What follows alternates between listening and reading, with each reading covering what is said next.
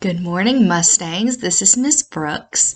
It's officially the first day of NTI.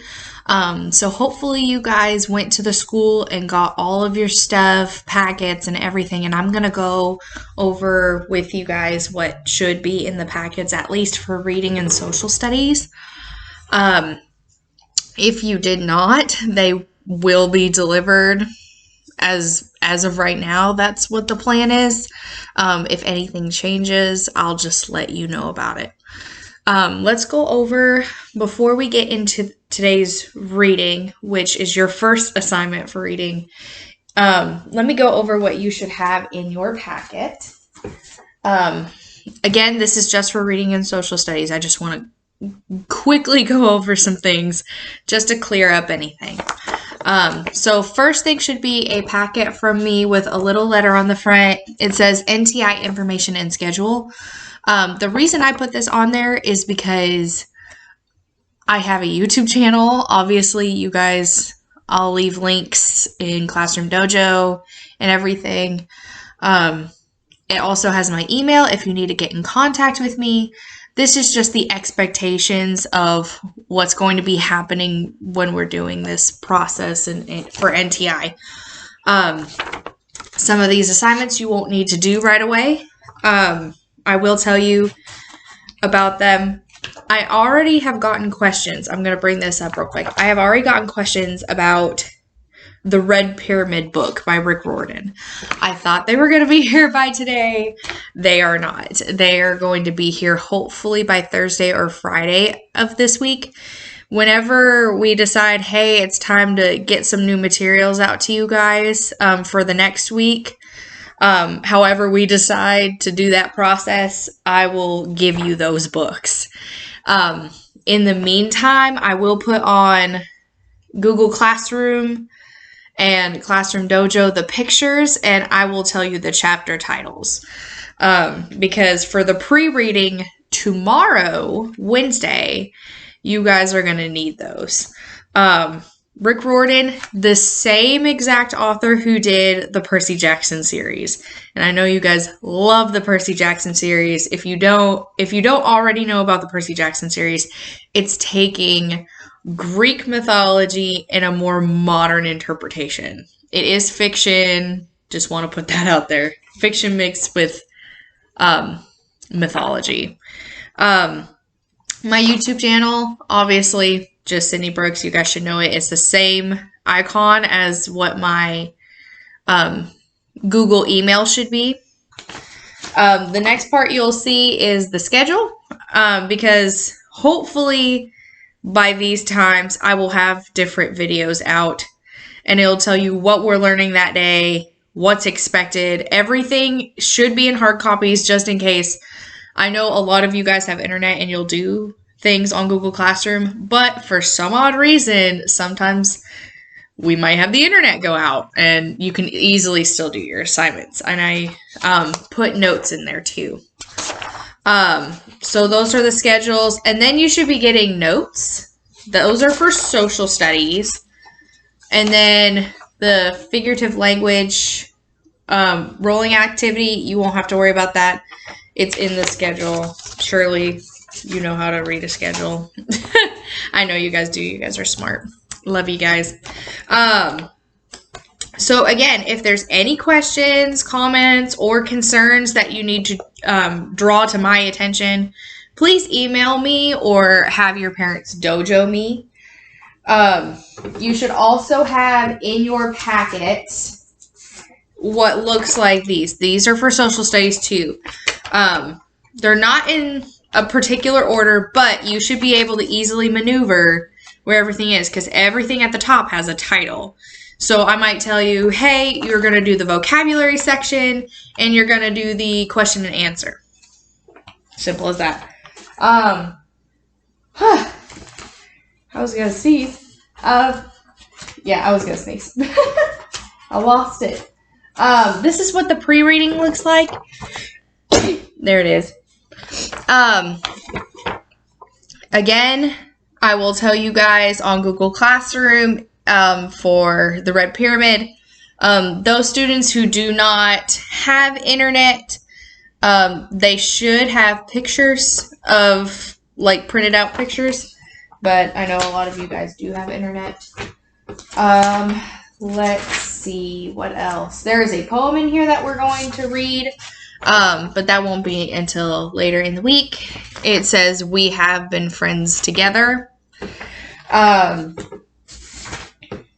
Really, for my class, it's not a lot. It really shouldn't be a lot. Again, if you have questions, comments, concerns, come to me. So let's go ahead and start with today's reading, which, if you look, it is Diary of a Teenage Refugee. It'll probably be backwards for your screen. But the reason I picked this is because we had just finished, not too long ago, Esperanza Rising, about an immigrant coming to America and how the life is so different. This kind of plays into a different culture. We're talking about Syrian culture. Those of you who love ancient Egypt, and we've gone over the geography, Syria is right there. If you're looking at a map of Egypt, it's right there on the right.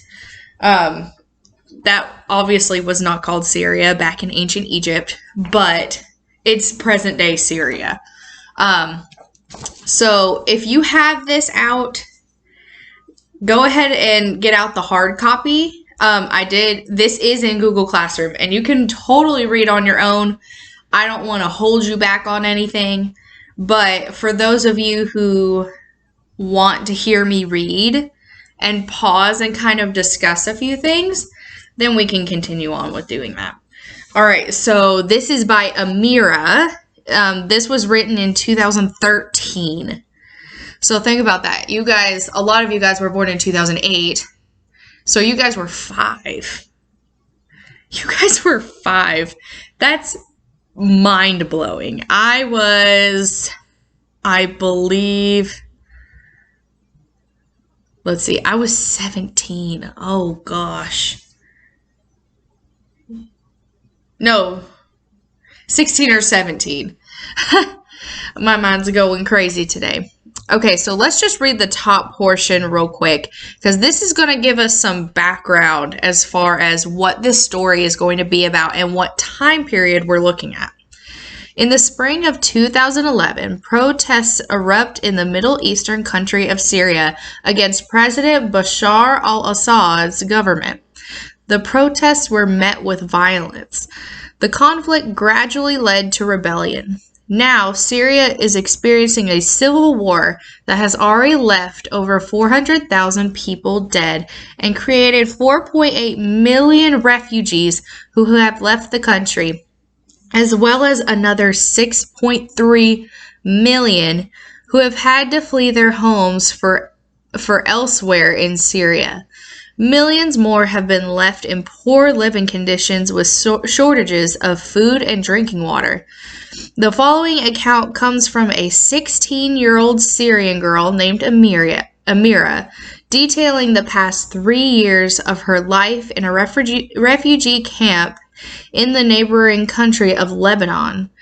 As you read, take notes on the different ways Amira's life has changed since the outbreak of the Syrian civil war. So, yes, Amira was around my age. Let's see. Yeah. In 2013, I turned, man, I'm old. But this actually did happen. So, think about, this is a civil war. And of course, the United States went through a civil war, but it is nothing. This is a completely different area. They did not have as many developed places, towns.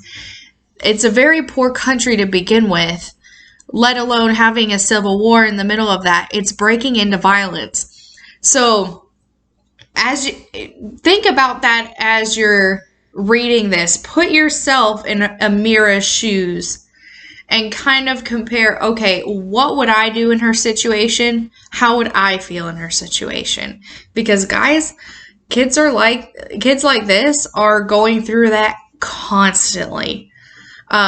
We obviously are very fortunate. We're very fortunate to have families. We're very fortunate to have all the things that we do.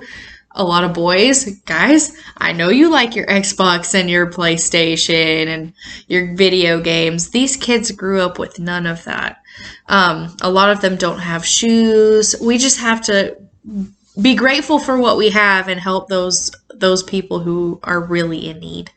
But back to the reading. I want you to keep that in your brain for the majority of the reading. So this is another background information part. Amira is a pretty normal 16-year-old. She got the usual interests: pop music, boys, and her mobile phone. She did have a phone. So she may not have had like the best phone in the world, but she had a phone. And I know a lot of you girls are like, yep, that's me. That's me. But along with 30 million other children and young people around the world, she's a refugee. Amira lives in a camp with her family after fleeing the civil war in Syria. This is her story in her own words. So think, this is a 16-year-old writing this. A 16-year-old. Like, I can't fathom that. Also think about what genre this could be. We talked about fiction, nonfiction. This is definitely what? It's a biography. She's writing about something that happened in her life. Is it a biography? No, it's an autobiography. I know you two, I just got confused for a second too. Teachers get confused. It's an autobiography because she wrote it herself. The beginning parts make it seem like, well, yeah, someone else wrote it because she's talking about Amira. No, Amira is writing the actual story that we're now going to read. So let's read just a little bit. One night, the bombs were coming closer and closer. We were all sitting together downstairs because we couldn't sleep. As houses were being destroyed one by one in our village, neighbors were running from one house to the next. So some neighbors were gathered in our house too. A rocket landed on the roof of our house, but no one was injured. We ran in fear to another house. We were so terrified we didn't even think about taking anything with us. Soon after our house was totally destroyed, we left with no IDs, nothing. That would be terrifying to me. I don't know about you guys. Our dad took us out of the country through a smuggler. We escaped that night in a rented car. Whenever we passed a checkpoint, we hid under the seats of the car and the driver covered us up. So they're trying to sneak across, and that sounds very similar to when Esperanza, Mama, Hortensia, Miguel, and Alfonso. That reminds me of that point where they got in the caravan to get to this train station without Tio Luis knowing. We crossed the border illegally through the mountains. We got out near the border and had to walk about 100 meters across the mountain. When we heard a plane, we started running. We were very scared. I would be scared too. So it says at the very bottom of the paper, if you're following along, which you better be following along here, 100 meters is about 328 feet. So think about 1 foot is a ruler. Think about 328 of those. So let's look. Let's continue. This part is called the camp, life on hold. So obviously, just by the title, we can think, well, maybe she made it to a camp. When we arrived at the refugee camp, there were already many tents. We bought some materials to make a tent, some wood and plastic sheeting. The men built it. Our tent was 2 rooms and a kitchen area. There are 13 of us living here. 13 in one tent. I would lose my mind. I would absolutely lose my mind. The neighbors helped us by giving us things like bottled water, mattresses, blankets, cups, and plates. We could pick up and leave at any time, as we don't have anything of value here. My most treasured things are my necklaces. I wear them all at the same time because they have many memories. One of them was given to me by a boyfriend, but I don't want my mother to know about that. Yeah. So that quote is going to be very, very important for a question that we're going to review later on. We can't go to school here, and there are no jobs available because too many people are looking for work. We don't even have any books. So we just help out with cooking and cleaning or watch TV all day. We are really bored. Now, this is 2013. A lot of you guys grew up with your phones and grew up with your tablets. Now, when I grew up, it was just a Motorola flip phone when I was 12.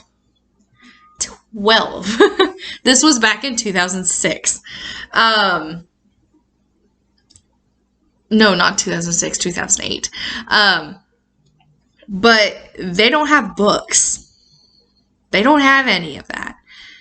And my parents didn't even grow up with phones, really. Just think about that. This is 2013. It's a little more present day. And the fact that people still don't have books in this day and age, they don't have anything like that. So just keep that in your head.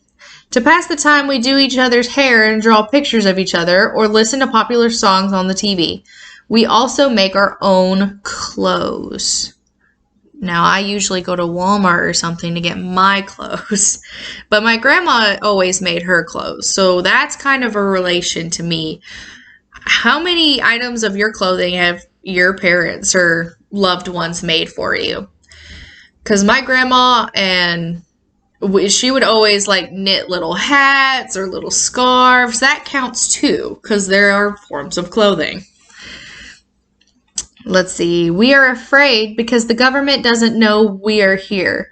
If they find out, we could be sent back to Syria. The UN protects us. The UN, if you look at UN, it has a number 2 beside it. If you go all the way to the bottom and look at number 2, UN stands for United Nations, an organization of 193 countries formed under World War II to prevent international conflict and to promote world peace. So, yes, that was a real thing. But the UN is trying to protect them. If the Syrian government found out that they were gone, they'd try to bring them back. Again, very similar to what we read in Esperanza Rising.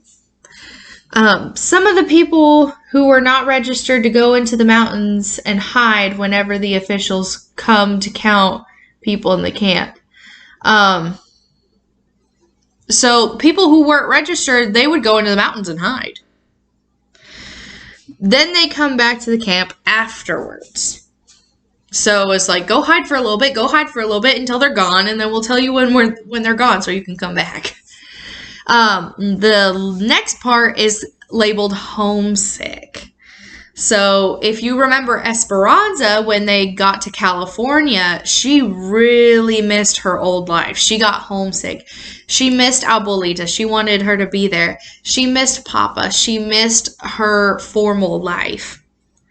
So let's continue and see how we can relate to this. We hear from home mostly via WhatsApp and something on TV.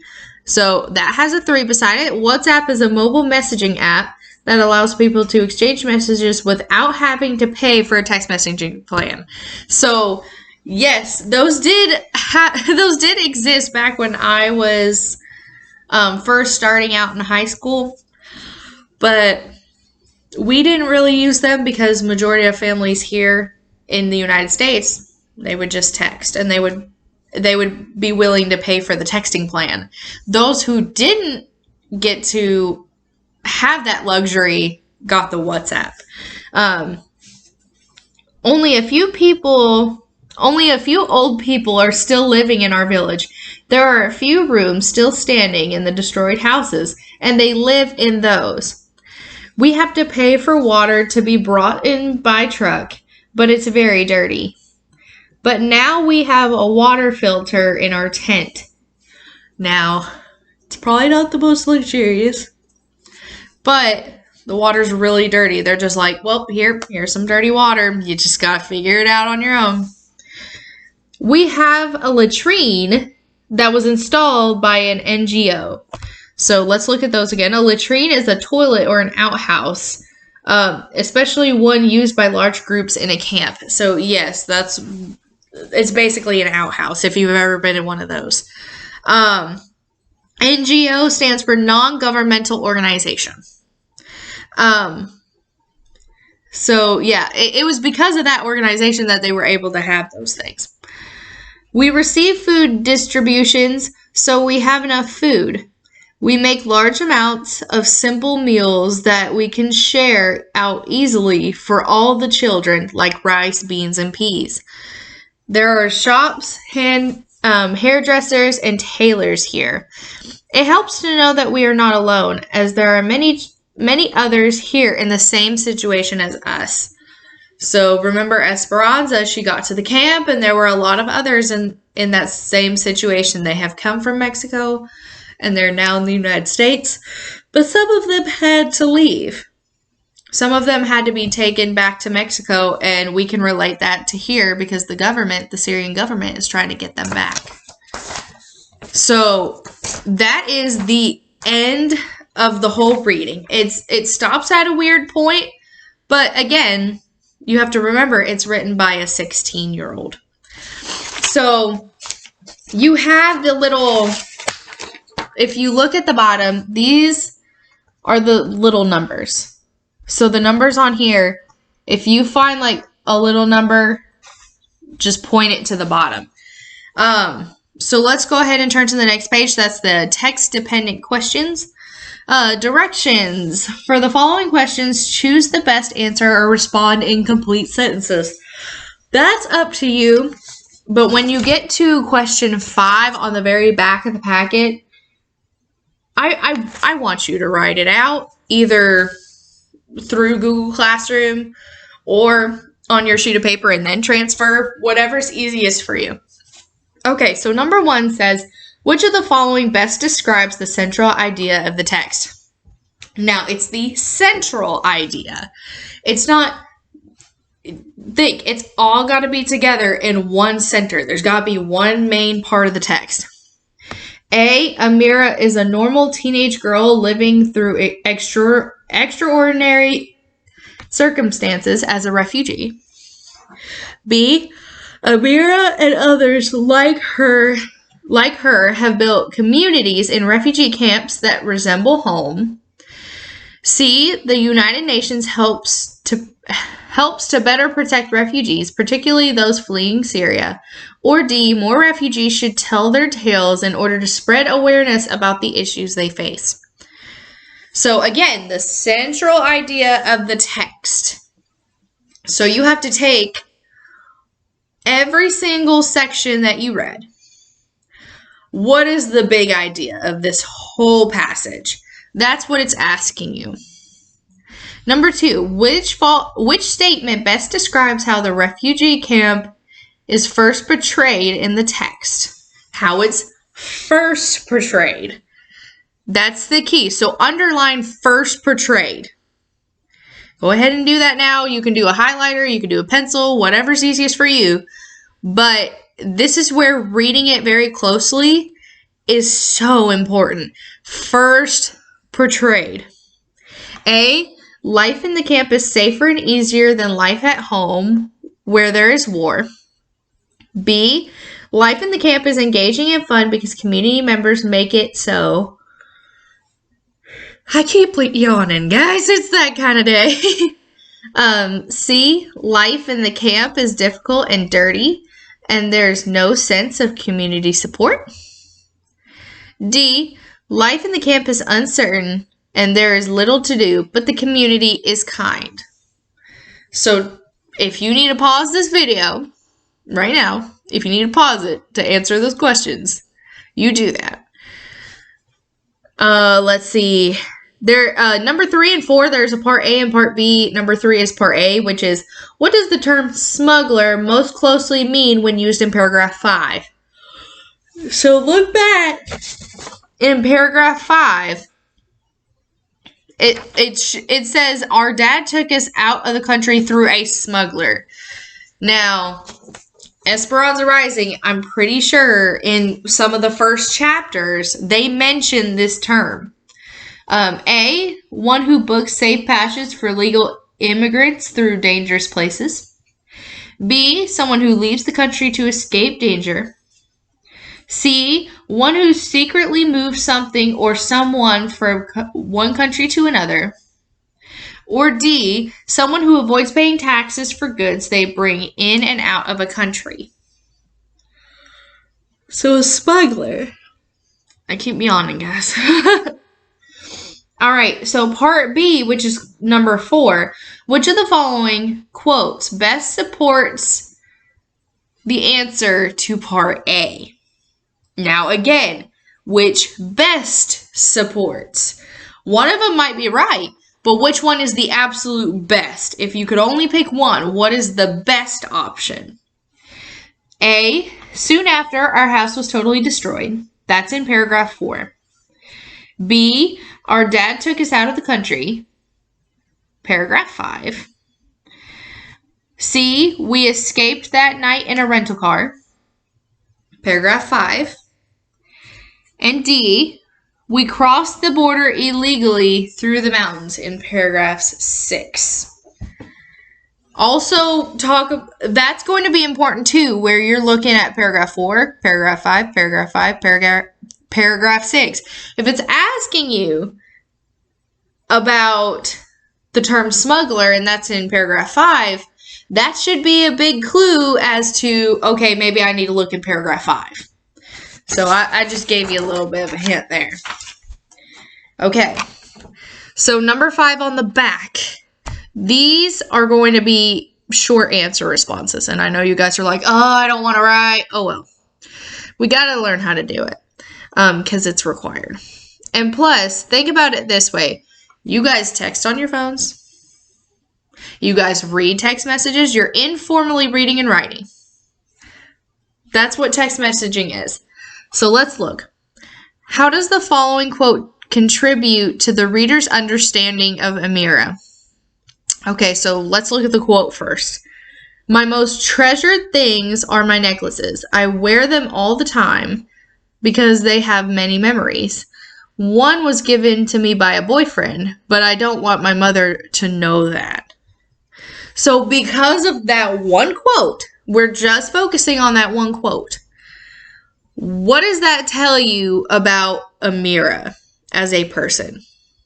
That's basically what it's saying. Now, my requirement for this is going to be at least 4 to 5 sentences, and you have to use race.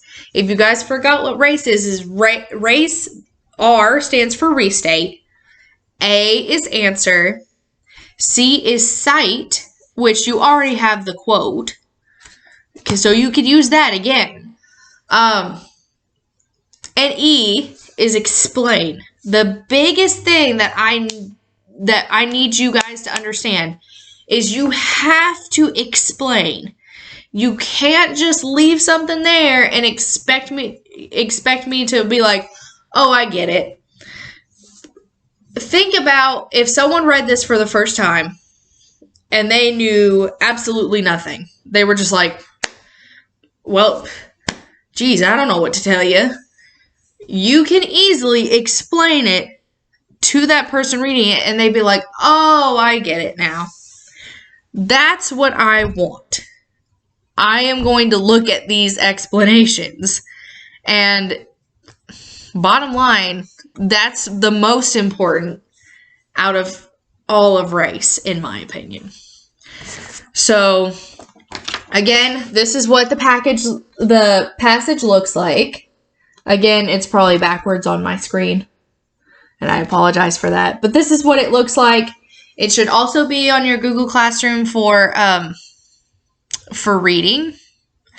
So, again, if you guys have any questions, comments, concerns, anything like that, just let me know. And thank you for listening in. Tune in tomorrow for the other videos coming out. And I already uploaded the social studies video, and I'm going to keep uploading at those certain times throughout the day, or even earlier. So if you want to get ahead of the game, go ahead and start looking for those again. All right. See you guys. Bye.